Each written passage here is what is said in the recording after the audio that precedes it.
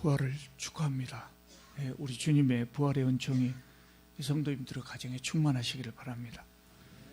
오늘 본문 말씀은 예수께서 부활하시고 하늘에 오르시기 직전에 예루살렘에 다시 오셔서 제자들에게 하신 말씀입니다. 예수께서 부활하신 후에 즉시 하늘에 가시지 않으셨습니다. 그리고 예루살렘을 다시 찾아오셨습니다. 왜 다시 찾아오셨을까요? 아마 보통 사람 같으면 그런 생각이 들었을 겁니다. 너희들이 나를 죽였지만 이렇게 멋지게 다시 부활했다, 이렇게 보여주고 싶은 마음이 보통 사람들이 있었을 것이고, 또 십자가에 못 박은 사람들에게 보복하고 싶은 마음도 있었을 것입니다. 근데 우리 주님께서 예루살렘에 다시 나타나신 이유는 그런 것들이 아니고 간단합니다. 제자들을 다시 가르치시기 위해서 그러셨습니다. 예수께서 공생의 3년 동안 제자들과 함께 숙식을 같이 하면서 제자들을 가르치셨습니다. 3년 동안 숙식을 같이 하면서 가르치셨다면 굉장히 많은 것을 가르칠 수 있었을 겁니다. 그럼에도 불구하고 제자들은 예수님을 완전히 이해하지 못했습니다. 그들의 마음이 막 콩밭에 가 있었기 때문이 아닌가 하는 생각입니다. 그러니까 예수님의 제자들은 예수께서 십자가를 지시기 직전까지도 예수님 따라다니면서 예수께서 왕이 되시면 우리도 한 자리씩 얻어서 누릴 생각을 했을 겁니다. 그렇기 때문에 예수님을 완전히 이해한다는 것이 불가능하지요. 전제가 다르기 때문이에요. 예수님을 보는 눈 자체가 달랐기 때문에 예수께서 십자가를 지시기 전까지는 그렇게 많은 것들을 입으로 말씀을 하셔도 듣지 못했을 겁니다. 자기 나름대로 예수님에 대한 관을 가지고 있기 때문에 그것에 맞지 않는 것은 눈으로 봐도 그냥 지나쳐버리고 귀로 들어도 흘려버리고 아마 그랬을 겁니다. 오늘 말씀을 다시 한번 보시기 바랍니다. 44절을 보면요, 예수께서 이렇게 말씀하십니다. 내가 너희와 함께 있을 때 너희에게 말한 바 곧 모세의 율법과 선지자의 글과 시편에 나를 가리켜 기록된 모든 것이 이루어져야 하리라 한 말이 이것이라. 예수께서 이런 말씀을 늘 하셨다는 거죠. 모세의 율법과 선지자의 글과 시편에 나를 가리켜 기록된 모든 것, 이것은 결국 구약 성경 전체를 말합니다. 그때는 지금처럼 이렇게 성경이 구약 성경 전체가 하나로 딱 모아지지 않았기 때문에 구약 성경 이렇게 말할 수가 없지요. 다 낫권으로 이렇게 떨어져 있으니까 이렇게 말씀하셨죠. 그러니까 예수께서는 평소에도 구약 성경에 예수님에 대해서, 메시아에 대해서 예언이 되어 있는 내용들을 제자들에게 많이 말씀하신 것이죠. 그럼에도 불구하고 그들은 다 이해를 못했다는 거예요. 또 계속해서 보면 예수께서 그들의 마음을 열어 성경을 깨닫게 하셨다고 하셨습니다. 세상에 많은 사람들이 예수님의 말씀을 읽어도 깨닫지를 못합니다. 심지어는 공부를 많이 한 사람들도 성경 말씀을 읽고 그 진리의 말씀들을 알고 느끼지 못합니다. 믿음이 없기 때문입니다. 성령께서 조명해 줘야 이 말씀을 이해할 수 있는 거죠. 그러니까 예수께서는 이때 엠마오로 가던 제자들의 마음을 열어서 성경 말씀을 깨닫게 하신 것처럼 여기서도 제자들의 마음을 열어서 성경을 깨닫게 하신 것이죠. 이렇게 구약 성경 곳곳에 메시아에 대한 예언의 말씀이 있는데 그것들이 예수님의 생애와 죽음과 부활을 통해서 성취되었다는 그런 말씀인 겁니다. 지금 그 말씀하고 계신 겁니다.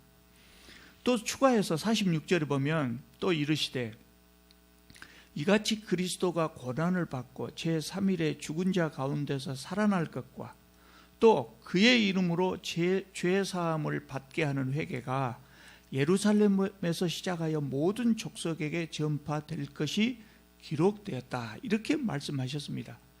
그러니까 이제는 예수께서 십자가를 지시고 부활한 이 시점에는 이스라엘 사람들뿐만 아니라 세상의 모든 민족들이 다 회개하고 하나님 나라에 들어갈 수 있도록 세상 모든 사람들에게 복음이 전파되어야 한다는 말씀입니다. 이 마지막 말씀이죠. 그리고 48절에 보면 너희는 이 모든 일의 증인이라고 말씀하셨어요. 너희들은 나와 같이 다니면서 이 구약의 말씀들이 어떻게 성취되는가를 봤지 않느냐. 너희들은 이 모든 일의 증인이다. 그래서 너희들은 이제 부활의 증인이 되어야 한다는 말씀입니다. 그래서 예수님의 제자들은 예수께서 말씀하신 대로 정말 땅 끝까지 가서 복음을 전했습니다. 그 시대에 그 사람들이 생각하는 땅 끝까지 가서 복음을 전하고 순교를 당하고 그랬습니다. 여러분, 예수님이 하신 이 말씀은 오늘 우리들에게도 해당되는 말씀입니다. 그래서 오늘 우리가 언제 어디에서 살든지 우리가 살고 있는 그 삶의 현장에서 부활의 증인들로서의 삶을 살아야 한다는 겁니다. 또 여건이 허락되는 대로 가능한 한 멀리 흩어져서 복음을 전해야 한다는 겁니다. 우리 교회가 2년 전부터 2년이 넘었죠. 벌써 2년 이상 교회 분립에 관한 생각들을 나누어 왔습니다. 우리 교회가 분립하려는 이유가 바로 여기에 있습니다. 보다 효과적으로 복음을 전하고 부활의 증인으로서의 삶을 살기 위해서 교회를 분립하고자 하는 겁니다. 우리가 오랫동안 이것을 함께 꿈꿔왔기 때문에 분립에 대해서 반대하는 분들은 없을 것을 생각합니다. 그러나 막연한 불안감과 또 왜 지금이어야 하는가, 왜 지금 분립을 해야 되는가, 이것에 대해서 의문을 갖는 분들은 있는 것 같아요. 그래서 제가 몇 가지 이유를 말씀드리겠습니다. 제가 느낀 몇 가지 이유입니다. 첫 번째로 지금 분립을 해야 되겠다는 이유가 뭐냐면 저의 목사로서 분량이 여기까지인 것 같습니다. 무슨 말씀인가 하면 우리가 2007년도 2월에 교회를 설립할 때 정관에 기록하기를 교회가 성장해서 150명이 넘으면 분립을 한다고 그렇게 정관에 기록을 했습니다. 그때 제가 생각할 때 수가 너무 적은데 나눠놓으면 교회가 너무 썰렁할 것 같았어요. 그래서 한 150명 정도 되면 나누면 좋겠다 이렇게 생각했습니다. 그리고 지금까지 150명이 넘기를 기다려왔습니다. 제 기억에 우리 교회가 1, 2부 예배 드린 인원을 합하면 출석 인원이 100명을 넘었던 것이 딱 2번 있었어요. 그리고 더 이상 성장하지 않는 겁니다. 더 이상 성장하지 않는 겁니다. 제가 작년에 제 컴퓨터에 파일을 정리하다가 우리 교회가 창립 2주년이 됐을 때, 그러니까 2009년이 되겠죠 아마. 창립 2주년이 됐을 때 이 지역의 기독교 신문인 미션 21과 인터뷰했던 파일을 제가 발견했어요. 인터뷰했던 내용들을 그대로 담아놨던 것 같아요. 제 기억이 없는데 그 파일을 발견했어요. 그거 읽어보니까 감회가 새롭더라고요. 근데 그 내용 속에 그때 창립 2주년 됐을 때 우리 교회의 출석 인원이 70명이었다고 나와요. 70명이었다. 그런데 지금도 역시 출석 인원은 별로 늘지 않았거든요. 지금 아마 여기 앉아 계신 분들 수가 대충 볼 때 70에서 80 사이인 것 같습니다. 그때는, 그러니까 2009년 그때는 청년부와 일반부가 나누어서 예배드렸는데 청년부와 일반부가 반반이었어요. 거의 반반이었어요. 그리고 40명에 도달한 것은 청년부가 먼저 도달을 했어요. 근데 지금은 청년부가 사라지고 일반부만 그 정도 70, 그때보다는 좀 전체적인 인원은 늘었습니다만 그 정도 출석하는 그것이 다를 뿐입니다.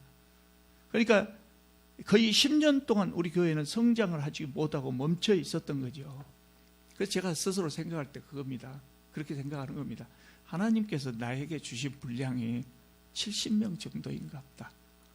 더 늘어나면 잘 못 올까 봐서 이 정도 분량을 주신 것이 아닌가. 그렇게 지금 제가 느끼고 있어요. 그렇다면 150명을 기다릴 필요가 없다. 150명을 기다려서는 분립 못 한다는 생각이 들어요. 그래서 지금 이때는 분립을 해야 될 때고, 우리가 분립을 하면 하나님께서는, 우리 김 목사님에게는 어쩔지 모르겠습니다만 저한테는 제 분량이 70이니까 또 70명을 채워주시지 않을까, 그런 생각을 합니다. 여러분, 초대교회가 온 세상을 향해서 복음을 전하기 시작한 계기가 무엇인지 기억하시죠? 앞에서 제가 말씀드린 대로 예수께서 제자들에게 땅끝까지 복음을 전하라고 말씀하셨어요. 유언으로 말씀하셨어요. 근데 제자들은 안 갔어요.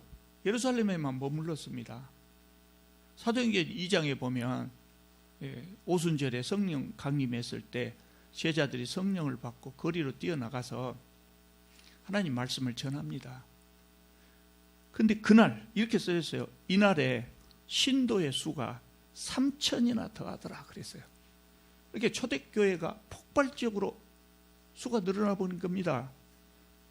그렇게 예루살렘 교회는 커졌지만 사도들은 흩어져서 이 정도 됐으니 이제 다른 지역 가자 이렇게 생각을 안 했어요. 흩어져서 다른 지역에 복음 전할 생각을 전혀 하지 않아요. 언제 흩어졌습니까? 여러분 잘 아시는 대로 스데반이 순교한 이후에 교회에 엄청난 박해가 시작되었어요. 그래서 사람들 어쩔 수 없이 흩어졌어요. 그대로 있다가는 다 끌려가고 감옥에 가고 어쩌면 죽을지도 모르기 때문에 흩어졌어요. 그리고 박해를 피해서 흩어진 사람들이 가는 곳마다 복음을 전했어요. 그래서 복음이 확산되고 그 사람들로 인해서 많은 교회가 설립이 된 겁니다. 박해가 오기 전에 미리 자발적으로 흩어졌었더라면 초대교회의 그 복음 확산이 훨씬 더 보기 좋았지 않을까, 그런 생각을 합니다. 그래서 우리 교회는 스스로 자발적으로 분립하는 것이 좋겠다, 이런 생각을 했습니다. 두 번째로 저는 자비랑 교회가 이 시대의 대안이라고 생각합니다. 얼마 전에 우리 교단에서 가장 큰 교회, 이 명성교회가 담임 목사가 은퇴하면서 담임 목사의 지식을 아들에게 세습했습니다. 한국 교회가 타락한 것이 어제 오늘 일은 아닙니다. 그리고 2000년 기독교 역사에 또 거슬러서 여호와 종교가 시작됐던 모세 이후로 정말 성도들이 온 힘을 다해서 하나님을 섬겼던 때는 별로 없습니다. 늘 교회가 부흥하면 타락하고 타락했습니다. 그런데 한국 교회도 예외 없이 타락의 길을 걸어가고 있어요. 근데 저는 이 명성교회 사건을 계기로 해서 우리 한국 교회는 갈 때까지 간 것이 아닌가 하는 생각이 듭니다. 그래서 더 이상은 오르막길이 아니라 내리막길을 가게 되지 않을까 하는 걱정이 많이 드는 거예요. 여러분 아시다시피 미국이나 유럽 교회들 엄청나게 부흥했지만 결국은 그 교회들도 타락을 해가지고 교회가 큰 예배당이 여전히 남아있지만 그 예배당 안에 불과 몇십 명의 노인들만 예배를 드리고 있다, 이런 이야기를 자주 들었거든요. 그러니까 우리나라도 이렇게 될 날이 멀지 않은 것 같이 느껴지는 겁니다. 그렇게 되지 않도록 우리는 노력을 해야 되겠죠. 그래서 여러 가지 방법으로 그런 타락을 막고 교회의 그 쇠퇴를 막아야 된다고 생각하는데, 제가 할 수 있고 우리 교회가 할 수 있는 그런 방법 중에 하나가 이 자비랑 교회를 많이 세우는 것이라는 생각입니다. 자비랑 목회가 이 시대의 대안이 될 수 있다고 봐요. 절대적으로 유일한 대안이다 그렇게 생각하지는 않지만 많은 대안 중에 아주 상당히 효과적이고 좋은 대안이 될 것이다, 이런 생각을 해요. 특히 아마 여러분도 느끼실 것입니다만은 우리 주위에 목회에서 크게 성공하셨다는 분을 보면 젊었을 때 정말 순수하게 훌륭하게 목회를 잘 했어요. 그런데 어떻게 하나같이 그 교회가 크게 성장하면 대부분 초심을 잃고 말더라고요. 초심을 잃어요. 그리고 목사가 자만해서 하나님처럼 높아지고 교회마저 사유재산처럼 거의 예외 없이 자식에게 세습을 하고 그런 모습들을 봅니다. 여러분, 가톨릭 교회 신부님들은 결혼을 하지 않아요. 그 이유가 뭔지 아십니까? 저도 잘 몰랐어요. 가톨릭 교회의 역사를 제가 여러 번 책을 읽었어도 그거 안 나오더라고요. 작년에 우연히 추락하는 한국 교회라는 책을 봤는데 거기에 나왔어요. 로마 제국이 기독교를 국교화한 후로 교회에 사람과 돈이 모여들기 시작했어요. 교회에 권력이 생기고 재력이 생긴 겁니다. 그러니까 사제들이 세상의 정치인들보다, 시장 군수보다 사제들에게 더 큰 권력과 재력이 모인 겁니다. 아마 살기 좋았을 겁니다, 그때 사제들. 그러니까 이 사제들이 하나같이 타락하고 직간접적으로 교회를 자식들에게 세습하기 시작한 거예요. 아무리 세습을 하지 못하도록 막아도 가진 편법을 동원해서 교회를 자식들에게 세습하는 겁니다. 여러분, 오늘날의 교회들이, 목사들이 자식들에게 세습하는 방법이 기가 막힌 방법들이 많이 나오고 있거든요. 직접적으로 세습하지 못하도록 우리 교단 헌법에 지금 돼 있어요. 그러니까 세습 안 한 것처럼 편법을 동원해서 세습을 해버립니다. 기가 막힌 방법들이 다 있는데 알고 보니까 그 방법들이요, 중세 때 이미 다 한 번씩 사용해 먹었던 방법들이더라고요. 그래서 하다 못해서 결국 사제들에게 결혼을 금지시켰다고 하더라고요. 그러면 이제 어떻게 해야 됩니까? 오늘날에도 목사들이 교회를 세습을 나가니까 오늘날 목사들도 혼인 금지를 시켜야 될까요? 답답한 마음에 저는 그런 생각도 들었어요. 목사들한테 제발 자식 좀 낳지 마시오. 제발 자식 좀 낳지 마시오. 제발 자식들 목사 좀 만들지 마시오. 그런 생각들이 들더라고요. 그래서 오늘날에는 목사님들한테, 이미 제도화된 이런 마당에 목사님들한테 앞으로는 결혼 금지입니다, 그렇게 할 수는 없고, 아마 그 방법도 교회를 정화하는 상당히 좋은 방법이 될 겁니다만 현실적으로 쉽지 않고, 그래서 생각한 방법이 자비량입니다. 목사가 자비량 목회를 하면 교회를 통해서 욕심 채울 것이 없어요. 욕심 채울 것이 없어요. 교회를 자식에게 세습하려고 할 필요도 없지요. 그만두라면 오히려 감사하게 느낄지도 모르겠어요. 그래서 우리 교회와 같은 자비랑 교회를 가능한 한 많이 세워야 되겠다, 이런 결론을 얻은 겁니다. 그것이 오늘 우리 시대의 교회를 정화하는 좋은 방법 중에 하나가 아닌가 하는 생각이 듭니다. 세 번째로, 우리 교회에 분립할 만한 좋은 목사님이 있기 때문입니다. 우리가 아무리 좋은 교회를 많이 세우고 싶어도 새로운 교회를 맡으실 분이 없으면 분립할 수가 없어요. 자비량 하실 목사는 많지만 나 자비량 하겠다, 그리고 그분의 인격이나 신앙관이 정말 우리 교회를 맡아줄 만한 좋은 분들이 없으면 교회를 분립할 수가 없어요. 그런데 하나님께서 우리 교회에 좋은 목사님을 보내주셨어요. 얼마나 다행입니까? 이런 기회를 잘 활용해야 되거든요. 물론 김승용 목사님하고 저는 신뢰관계가 아주 깊기 때문에 한 교회에서 함께 그 목회를 해도 우리가 협력해서 잘 할 수 있어요. 그런데 둘로 나누어져서 새로운 지역의 교회를 하나 더 만들어서 복음을 전하면 훨씬 더 효과적으로 잘할 수 있을 것이라는 생각이 듭니다.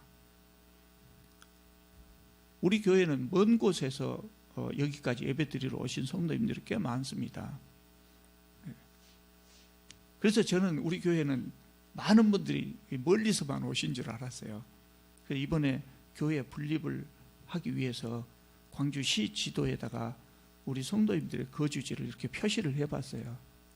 그랬더니 멀리서 오는 분들도 많지만 압도적으로 많은 분들이 이 지역에 계셔요. 압도적으로 많은 분들이 이 지역에 계셔요. 그게 무슨 이야기입니까? 새로운 교회를 세우면 역시 그 지역의 선교에 도움이 될 거라고 하는 결론입니다. 그래서 여기에만 있지 말고 같은 교회를, 같은 생각을 가진 교회를 좀 다른 곳에 또 하나 분립해야 되겠다, 이런 생각을 한 겁니다. 지난주 당회에서 우리 교회는 분립하기로 공식적으로 결의를 했습니다. 그리고 이제 공동의회의 의결을 거쳐서 최종 확정을 하려고 합니다.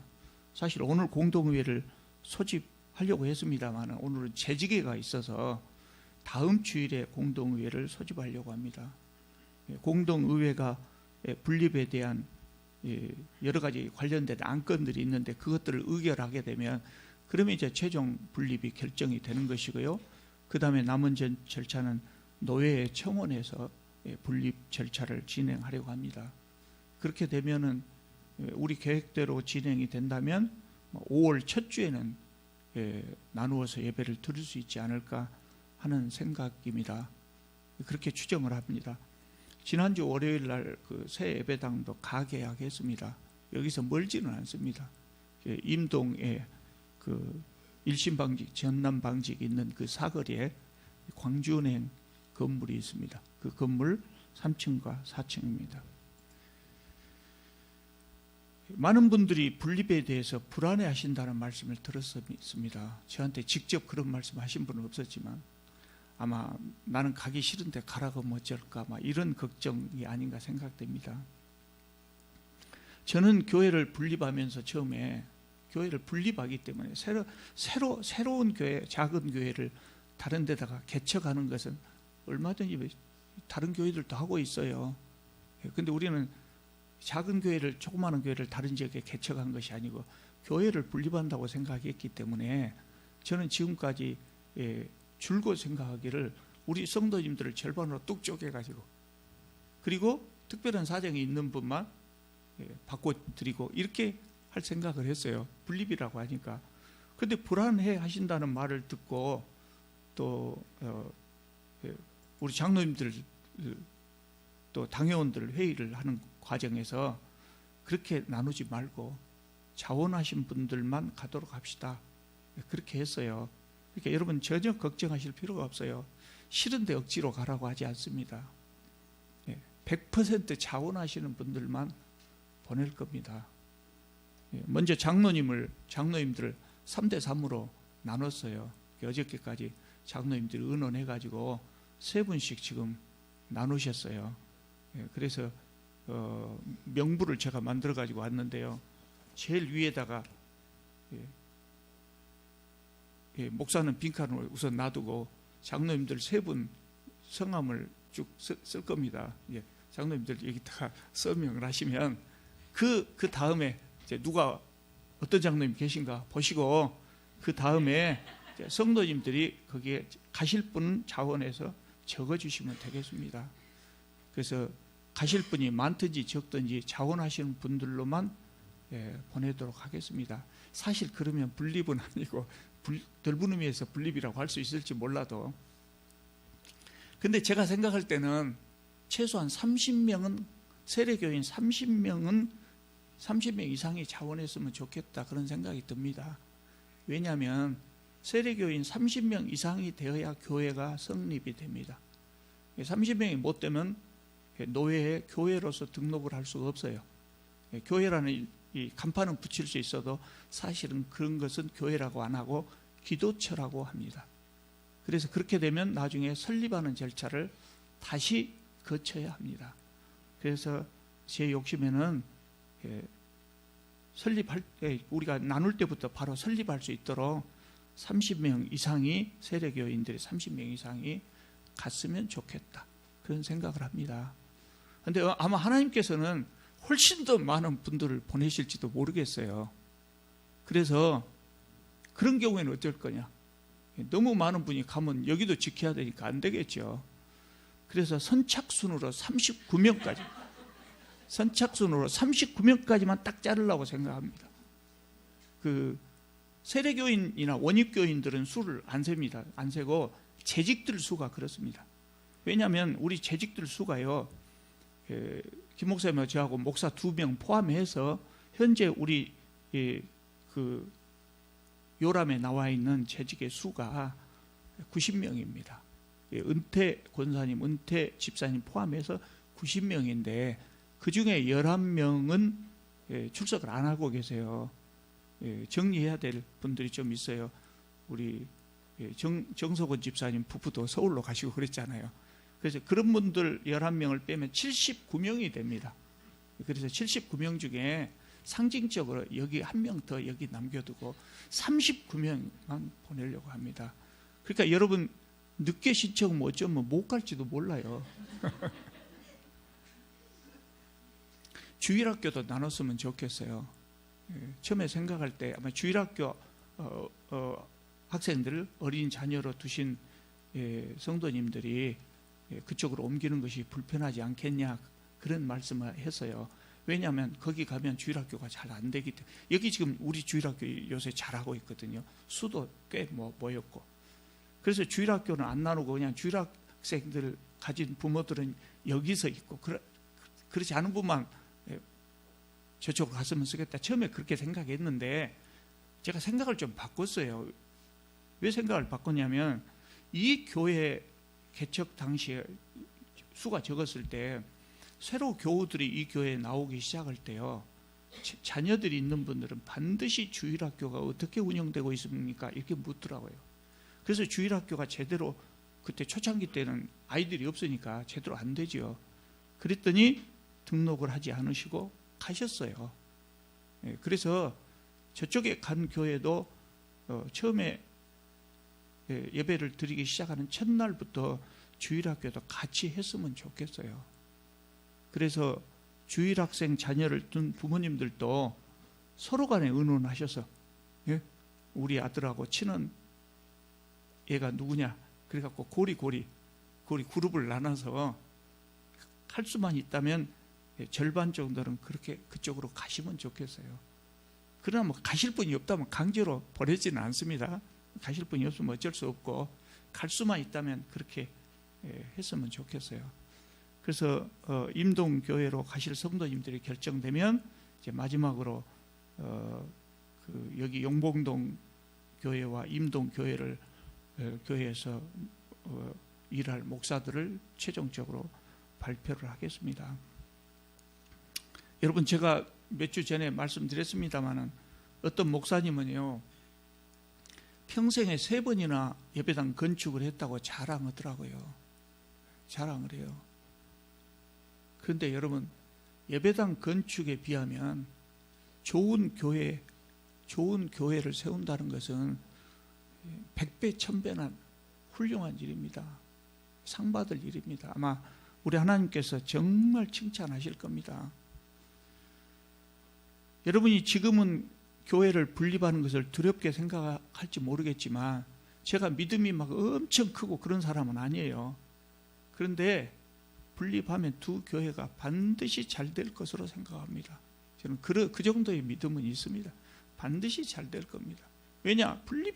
분립하고 분립해 나가는 것이 하나님의 뜻이고 또 우리 교회가 불량하게 목회하지 않지 않습니까? 옳은 방향으로 하려고 애를 썼고 그런데 하나님께서 우리 교회에 복을 주시지 않을 수가 없다 그 말입니다. 그래서 반드시 잘 될 거라고 생각합니다. 그리고 분립 과정에 새 교회가 시작되는 과정에 하나님께서 계속 함께 하신다고 하는 감동을 느낄 수 있을 겁니다. 지금 교회 분립에 관심이 많은 분들이 우리 성도님들 중에 있는데요. 그분들을 한번 보십시오. 어떤 분들이 관심이 많은가. 이 교회를 개척했던 멤버들이 관심이 많습니다. 우연이 아닙니다. 저는 그렇게 생각합니다. 제가 생각할 때 그분들은 이 교회를 개척했을 때 수가 몇 명 되지 않을 때 오순도순 신앙생활을 하고 또 그때 우리 교회를 성장시켜줬던 우리 하나님, 우리 교회가 그 개척하면서 일을 할 때 하나님께서 어떻게 하셨던가 그 감동을 기억하고 있다고요. 그래서 다시 개척해보고 싶은 생각이 있지 않은가 나는 그렇게 생각합니다. 정말 가서 교회를 새로 시작해보면 감동이 많이 있을 겁니다. 여러분 날마다 하나님의 감동, 날마다 하나님이 동행하심을 체험하고 싶으십니까? 그러면 방법이 있습니다. 월급쟁이들은 하나님의 동행하신 감동을 별로 체험을 하기가 어렵습니다. 날마다 매월 정해진 월급이 들어오니까 별로 걱정이 없어요. 그러니까 월급쟁이보다는 장사를 하는 분들이 훨씬 더 하나님께 매달리고 기도하게 되어 있어요. 그래서 그분들이 더 하나님께서 함께 하시는 감동을 더 잘 느껴요. 정말 하나님의 감동을, 하나님의 동행하심을 느끼고 싶다면 천수답 농사를 지으면 됩니다. 그러면 하나님밖에 바라볼, 기대할 데가 없어요. 하나님께 기도할 수밖에 없어요. 비 안 주시면 농사 못 지어요. 하나님께 기도할 수밖에 없어요. 그럼 정말 하나님께서 나와 함께 하심을 느낄 수 있을 겁니다. 또 있습니다. 제가 30년 전에 아프리카 오지에서 선교하시는 처녀 선교사, 나이는 좀 들었습니다만 혼인도 하지 않고 그 아프리카 오지에 가서 선교하시는 그 선교사님 간증을 들은 적이 있어요. 굉장한 오지예요. 그냥 숲속이에요. 그 문명이 없는 곳이에요. 근데 그분 말씀 들으니까 그분은 날마다 하나님께서 함께 하시는 체험을 한다고 그래요. 거의 날마다 기적을 체험한, 작은 기적, 크고 작은 기적을 날마다 체험한다. 그러면서 하는 이야기가 날마다 하나님께서 함께 해주시지 않으면 단 하루라도 견디지 못했을 겁니다. 그렇게 이야기를 하더라고요. 그게 척박한 것이기 때문에 하나님께서 함께 하지 못하면 처녀의 몸으로 어떻게 거기서 참고 선교 활동을 하겠습니까? 그런데 이분이 기도하면 막 아픈 사람이 다 나서 부르고 그런 신유의 은사를 수시로 체험한다고 그래요. 여러분 요새는 이 신유의 은사 같은 은사가 왜 자주 안 나타나요? 한국에 왜 자주 없어요? 왜 그럴까요? 우리 옆에 의사들이 많이 있기 때문이에요. 우리 옆에 훈련받은 의사들이 많이 있기 때문에 하나님께서 굳이 기적으로 우리를 치료해 주실 필요가 없어요. 하나님께서 우리나라에 오셔갖고 기적적으로 성도들 다 치료해 버리면 의사들은 밥 굶지요. 의사들이 어떻게 되겠습니까? 사실 지금 우리나라처럼 과학이 발달되고 의술이 발달되고 또 복지제도가 잘 된 곳에서는 하나님께서 굳이 초자연적인 기적을 사용하시지 않아요. 그리고 해야 될 일이 있으면 어떻게 합니까? 하나님 직접 하시는 것이 아니라 우리처럼 먼저 믿은 사람들로 하여금 그 일을 하게 하셔요. 우리 옆에 돈은 없는데 병원에도 못 가고 아픈 사람이 있다. 그러면 우리보다 돈 걷어서 치료하라는 거예요. 그것이 21세기 문명사회에서 신유의 은사예요. 우리 다 신유의 은사를 받은 사람들이에요. 우리 번 돈의 일부를 헌금하고 그 헌금을 모아서 어려운 사람들 치료해주고 먹여주고 그것이 신유의 은사예요. 그래서 21세기에 이렇게 문명화되고 잘 사는 동네에는 하나님의 기적이 나타나지 않는 겁니다. 굳이 그럴 필요가 없으니까. 그러나 오지에서는 사람들이 할 수 있는 것이 별로 많지 않아요. 그래서 하나님께서 직접 일하시는 겁니다. 그것을 우리 눈에는 기적이라고 보이는 겁니다. 개척교회도 마찬가지예요. 어려운 일이 많지요. 그래서 하나님의 은혜를 체험하시고 싶으시면 새로 시작하는 교회로 가십시오. 아마 감동이 많을 겁니다. 하나님께서 아브라함에게 본토 친척 아비 집을 떠나라 이렇게 말씀하셨어요. 삶의 근거지를 떠납니다. 그 오래된 옛날 아브라함이 얼마나 두려웠겠어요. 그 사람도 인간입니다. 그리고 아브라함이 처음에는 믿음이 그렇게 크지 않았어요. 굉장히 두려웠을 겁니다. 그러나 생전 듣지도 보지도 못한 곳을 향해서 갔어요. 하나님 가라고 하시니까. 그렇게 순종했기 때문에 아브라함은 엄청난 복을 받았어요. 떠나지 않고 그냥 그대로 머물러 살았다면 그 자리에서 다른 사람들처럼 우상을 섬기면서 평범한 사람으로 살았을 거예요. 아마 쉽게 삶을 편안하게 살았을지도 모르죠. 그렇게 살 수는 있었을 거예요. 근데 여러분, 아브라함은요, 기독교인들이 세계 수십억의 기독교인들이 믿음의 조상으로 그렇게 생각하고 있어요. 기독교뿐만 아니라 유대교와 이슬람교에서도 아브라함을 믿음의 조상으로 추앙하고 있어요. 또 지금까지 태어났다가 사라졌던 수많은 사람들이 자기 아들의 이름을 아브라함이라고 지었어요. 그보다 더 큰 복이 어디가 있겠어요? 아브라함은 떠났기 때문에 엄청난 복을 받은 거예요. 여러분, 흔히들 그렇게 말해요. 개척교회 다니면 고생한다 그래요. 왜 고생할까요? 뭐 여러 가지 일이 많지만 제일로 중요한 것은 돈이 아닌가 생각해요. 개척교회라 조그마하니까 재정이 빈약하지요. 목사 월급 줘야지요. 또 예배당도 건축해야지요. 그러니까 개척교회 가면 막 계속 성도들을 쥐어짜는 겁니다. 얼마나 힘들게 쥐어짜는지 몰라요. 그런데 여러분, 우리 교회는 목사 생활비를 주지 않습니다. 또 예배당 안 짓습니다. 예배당 안 지을 거예요. 아니, 광주 시내에 빈 건물이 수도 없이 많은데 뭐 때문에 예배당을 지어요? 빌려서 해도 얼마든지 잘할 수 있는데. 그래서 그런 걱정할 필요는 없습니다. 감동만 많이 있을 겁니다. 그리고 앞으로 우리가 얼마나 많은 교회를 분립해서 세울지 모르겠지만, 우리가 분립한 교회들은, 서울의 큰 교회는 교회를 분립하면서 지점처럼 운영을 합니다. 지점처럼. 근데 우리는 지점처럼 운영을 하는 것이 아니고 독립된 교회로 분리되어 나갈 겁니다. 그렇지만 그 교회들이 남남이 아니고 연합해서 한 교회처럼 오순도순 그렇게 지낼 겁니다.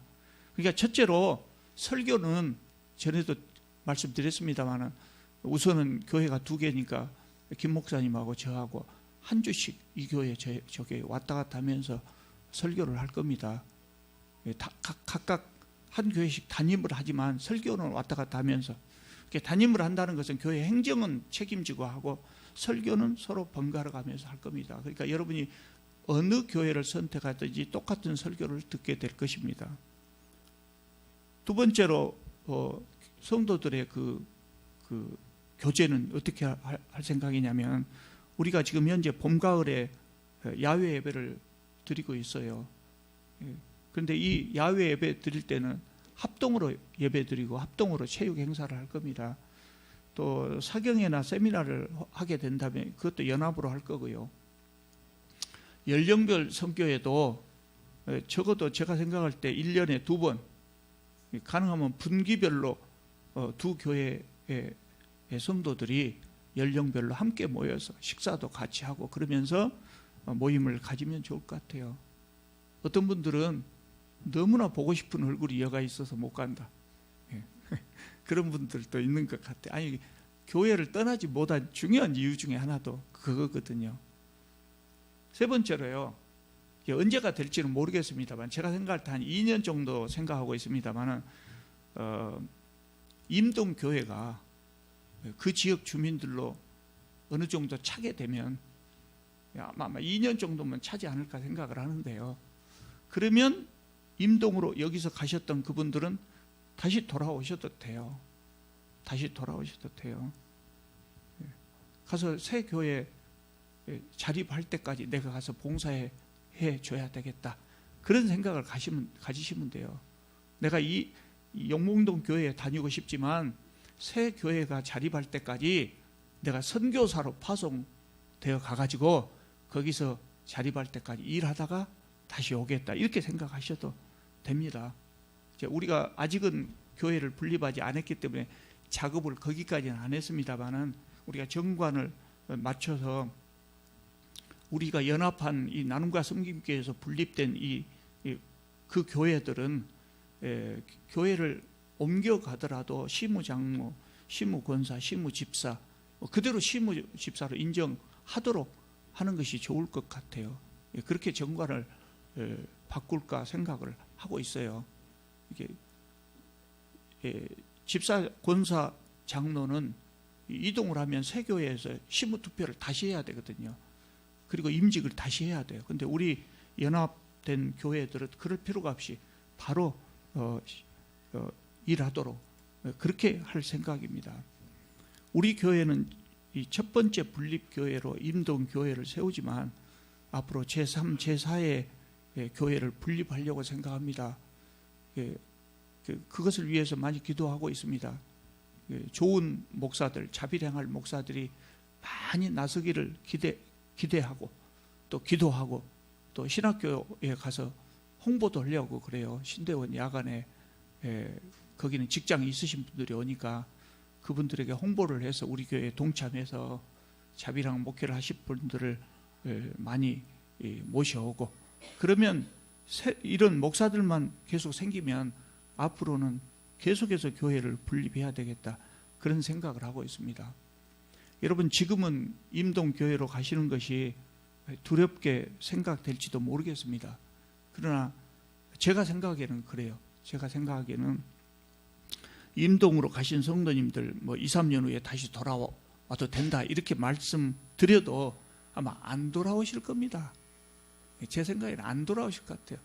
그리고 임동교회도 그대로 있지 않고 제3의 교회를 향해서 가실 것 같아요.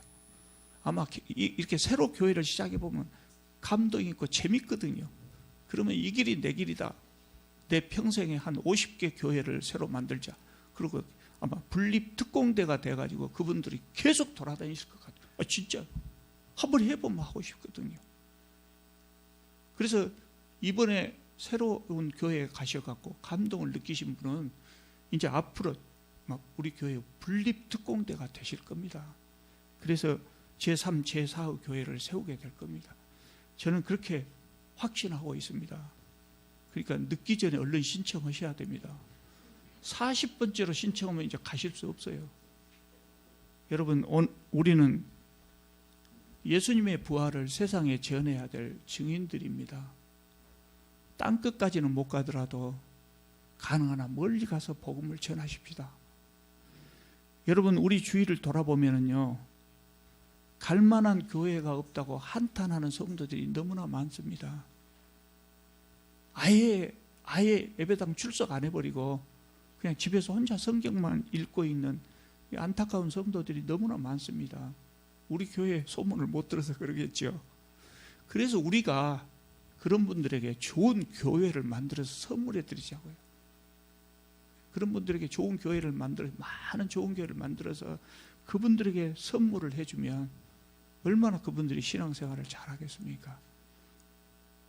여러분, 분립에 동참해 주시고, 또 직접 가지 않으신 분들은 많이 기도해 주시고, 또 기도만 하면 안 돼요. 사랑을 베풀 때 기도만 하면 안 돼요. 그럼 뭘 해야 돼요? 물질적으로 후원도 많이 해 주셔야 돼요. 그 교회 시작하는데 그 어려움이 없도록 좀 후원도 좀 해주시고, 하여튼 분립에 적극적으로 동참해 주시기를 간곡히 부탁드립니다. 기도드리겠습니다. 거룩하시고 자비로우신 우리 하나님, 참 감히 주님 앞에 설 수 없는 저희들을 위해서 독생자 예수 그리스도를 보내주신 것을 참으로 감사드립니다.